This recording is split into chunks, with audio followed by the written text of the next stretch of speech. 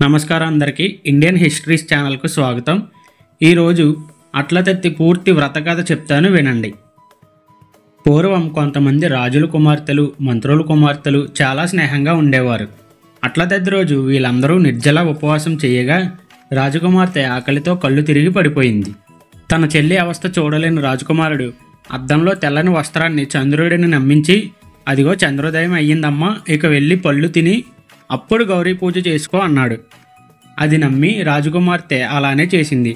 అసలు ఈ వ్రతం నియమం ఏమిటంటే, ఉపవాసం చేసి చంద్రుని చూసి ఉమావ్రతం చేసుకున్నాక అట్లను వాయనం ఇచ్చి అప్పుడు పళ్ళను స్వీకరించాలి. కానీ రాజకుమార్తె స్నేహితులతో కలిసి అన్నీ యథావిధిగా చేసినా అన్నమాట విని చంద్రోదయానికి ముందే తినేసింది. తన స్నేహితులందరికీ మంచి యవ్వనస్తులు భర్తగా రాగా రాజకుమార్తెకు మాత్రం ముసలి భర్త వచ్చాడు. అట్లతద్ది చేస్తే మంచి భర్త వస్తారు అన్నారు కదా, నాకెందుకు ముసలి భర్త వచ్చాడు అని పార్వతీ పరమేశ్వరుల్ని అడగగా వాళ్ళు ప్రత్యక్షమయ్యి, నీ అన్నకి నీ మీద ఉన్న ప్రేమ వల్లనే రక్తభంగం జరిగిందని చెప్పారు. కాబట్టి రేపు అశ్వీజ బహుళ తదియ, నీవు నియమనిష్టాలతో చంద్రోదయ ఉమావ్రతం చేస్తే నీ భర్త యవ్వనుడు అవుతాడని చెప్పగా ఆమె ఆ వ్రతం చేసి కథ విని ఆ అక్షంతలు తన భర్తపై వెయ్యగా అతను యవ్వనస్తుడు అవుతాడు.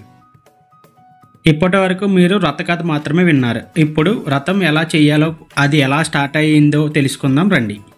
గౌరీదేవి శివుణ్ణి పతిగా చేసుకున్న తర్వాత నారద మహర్షి ఉపదేశంతో మొదటిసారి చేసిన వ్రతమే ఈ అట్లతద్ది. పెళ్లి కాని స్త్రీలు మంచి భర్త కోసం, పెళ్ళైన స్త్రీలు భర్త క్షేమం కోసం ఈ వ్రతం చేస్తారు. అసలు ఈ పండుగలో అట్లనే నైవేద్యంగా ఎందుకు పెడతారంటే, నవగ్రహాల్లోని కుజుడికి అట్లంటే ఇష్టం. అట్లని నైవేద్యంగా పెట్టడం వలన కుజదోషం పోయి మాంగళ్యానికి ఎటువంటి ఆటంకాలు రావు అని నమ్మకం. మినుములు బియ్యాన్ని కలిపి అట్లను వేస్తారు. మినుములు రాహువుకు మరియు బియ్యం చంద్రునికి సంబంధించిన ధాన్యాలు. గర్భదోషం తొలగిపోవాలని ఈ అట్లను వాయనంగా ఇస్తారు. ఆశ్వీజ బహుళ తదియ నాడు తెల్లవారుజామునే లేచి సూర్యోదయం ముందే అందరూ భోజనం చేసి వ్రతం పాటించాలి. ఆ రోజు గోరింటాకు పెట్టుకోవడం, ఉపవాసం చేయడం, ఉయ్యాలలో ఊగడం వంటివి చేస్తారు. చంద్రోదయం తర్వాత అద్దంలో చంద్రుని చూసి గౌరీ పూజ చేసి అట్లను వాయనంగా ఇస్తారు. గౌరీదేవికి అట్లను ప్రసాదంగా పెడతారు కనుకే ఈ పండుగకు అట్లతద్ది అని పేరు వచ్చింది.